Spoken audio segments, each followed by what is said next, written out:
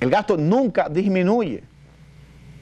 Pero reitero, el gobierno tiene a la par, no estoy diciendo una cosa o la otra, a la par, porque el efecto va a ser mucho mejor y mucho mayor. A la par de que se apruebe el paquete fiscal y se comiencen a ingresar recursos frescos por esa vía, también debemos dar una señal clara de que el gobierno tiene interés en reducir el déficit fiscal, el déficit de caja, por la vía de los gastos. Hay cosas que se pueden hacer. Hay un consumo enorme de combustible desde las instancias públicas. Ahí también se pueden hacer cuestiones interesantes desde el punto de vista de una reducción del gasto. Así que yo animo a los congresistas a que aprueben el paquetazo, que lo aprueben, pero también que obliguen al gobierno a una reducción de alguna manera del gasto, en donde den señal a la población que también el gobierno se está sacrificando en términos de lo que es ese déficit fiscal, ese déficit de caja que tiene como una carga pesada. Nos vemos después de la pausa.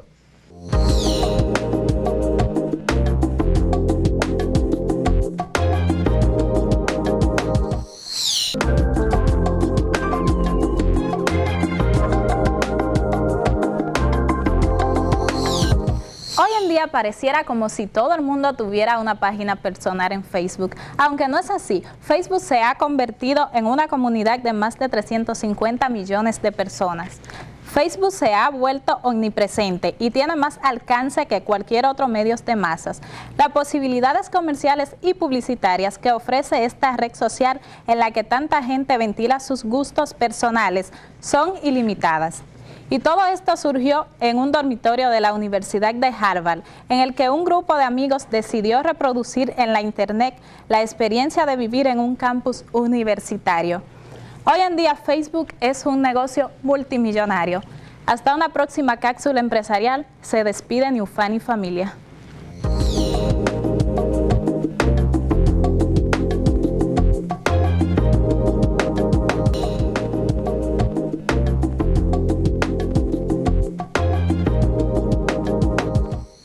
Gracias por continuar con nosotros en Visión Empresarial y estamos en el debate de la semana. Y para nosotros este domingo es un honor tener en el debate de la semana al portavoz de la candidatura presidencial de Danilo Medina o a la precandidatura presidencial del licenciado Danilo Medina por el Partido de la Liberación Dominicana. Estamos hablando de Roberto Rodríguez Marchena. Roberto, gracias por aceptar nuestra invitación. Encantadísimo de estar aquí contigo, con una fuerte gripe, pero tenía que cumplir contigo.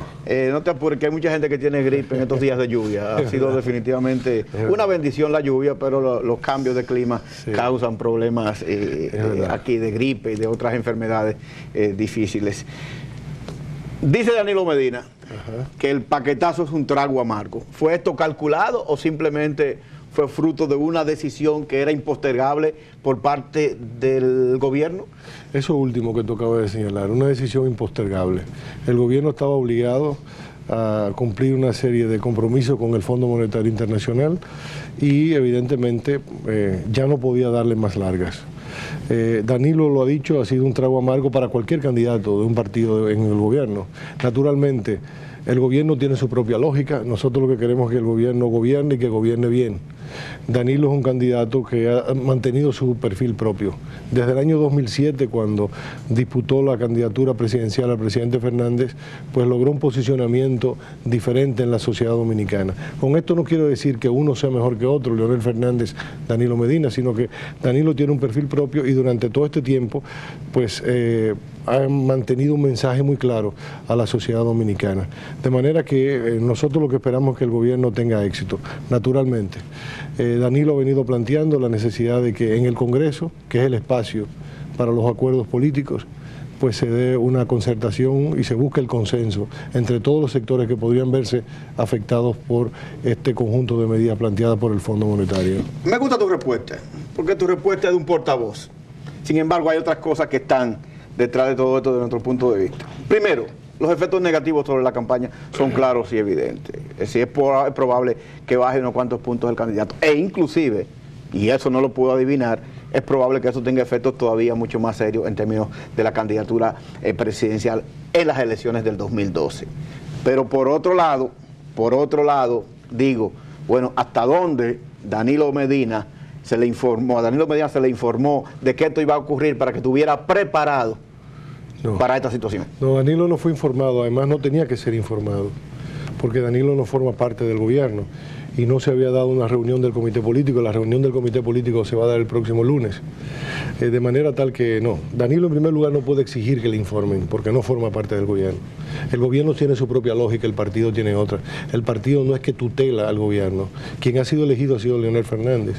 Y nosotros entendemos que si el propósito de este acuerdo con el Fondo Monetario Internacional es evitar mayores males a la República Dominicana, a la economía del gobierno, a las finanzas públicas, pues nosotros lo que esperamos es de que de aquí a mayo del año que viene, fecha en que se van a celebrar las elecciones, pues la economía esté en buen estado. Imaginémonos un escenario en el que no se firme con el Fondo Monetario Internacional. Imaginémonos solo ese escenario, en el que el país pues pierda todo el respeto y la estima de las agencias de calificación, de los inversionistas. ¿Qué sería de República Dominicana? Entonces yo pienso que las medidas que está tomando el gobierno, de acuerdo con el fondo, pues deben ser beneficiosas, porque el gobierno no va a firmar con el fondo para buscar malos resultados. Bueno, ese es otro punto. Ese es el punto, digamos, positivo. Bueno, si se aprueba el paquetazo, si estas medidas de alguna manera son implementadas y tienen resultados para el gobierno, es probable que eso se le endose en términos de lo que es la estabilidad macroeconómica y los beneficios de la economía, y obviamente los beneficios en términos de la disminución del déficit fiscal. Pero eso no lo sabemos tampoco. Pero tampoco sabemos lo otro. Es decir, lo que a mí me llama la atención es que yo he visto los titulares en los diarios. Todos los sectores están en contra. Bueno, ha habido una reacción, claro, los sectores que aparentemente, no conozco los detalles tampoco, los sectores que aparentemente este conjunto de medidas va a impactar, tienen un gran poder mediático. Tienen un gran poder mediático. Sí. Entonces, bueno, la prensa ha recogido todo ese descontento, ese malestar, de una manera grandilocuente. Pero tenemos que sentarnos a ver cuáles son los impactos reales. ¿Qué significa todo esto, no? En cada caso. Sí, pero no crea que el poder mediático no lo sabe. E inclusive el poder mediático también sabe el alcance, y probablemente el alcance no es tanto como se está planteando. Ahora lo que te digo es también que la oposición tiene una influencia en términos de esos poderes mediáticos, y a través de ello también hace lo que es oposición. Es natural, pero recordemos nada más que esta oposición desde el año 2004 viene vaticinando apocalipsis todos los meses. Es decir, la moneda se iba a desplomar, el país se iba a desplomar, las finanzas públicas. Recordemos solamente la batería de Escuder y Escuder y Daguarre.